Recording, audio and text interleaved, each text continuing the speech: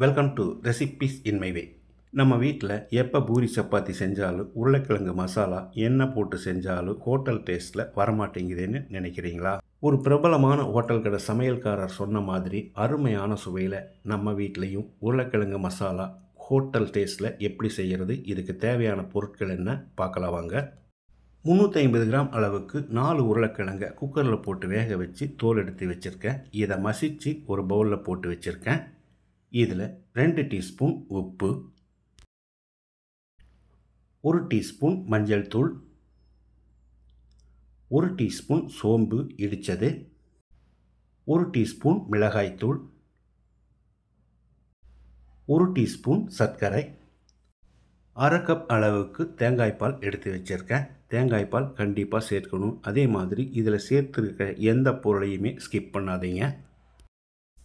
1 cup அளவுக்கு தண்ணி ஊற்றி ஒரு 30 செகண்ட் இதை நல்லா கலந்து விட்டுடலாம்.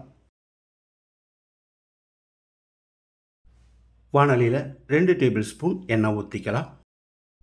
1 டீஸ்பூன் கடுகு,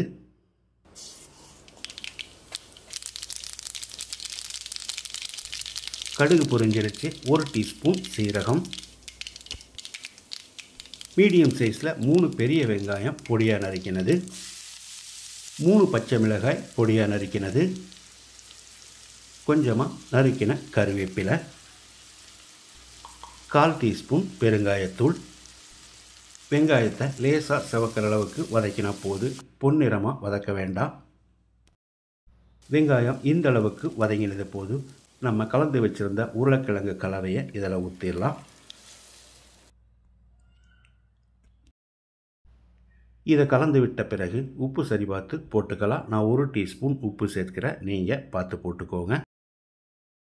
உப்பு சேர்த்து கலந்து விட்ட பிறகு ஒரு 5-6 நிமிஷம் கொதிக்கட்டும். இடையில கலந்து விட்டுட்டே இருக்கணும். இந்த அளவுக்கு திக்காக வர்ற மாதிரி கலந்து விட்டுட்டே இருக்கணும். இப்போ இதில் பொடியாக நறுக்கின மல்லி இலையை தூவி கலந்து விட்டு இறக்கிடலாம். ஹோட்டல் சுவையில் நான் செஞ்சுருக்கிற இந்த உருளைக்கிழங்கு மசாலாவை இதே மாதிரி இதே அளவுகளோட நீங்கள் செய்து பாருங்கள். இந்த வீடியோ பிடிச்சிருந்தா லைக் பண்ணுங்கள், கமெண்ட் பண்ணுங்கள், ஷேர் பண்ணுங்கள். சப்ஸ்கிரைப் பண்ணாதவங்க சப்ஸ்கிரைப் பண்ணுங்கள். மறக்காமல் பெல் பட்டனை கிளிக் பண்ணுங்கள்.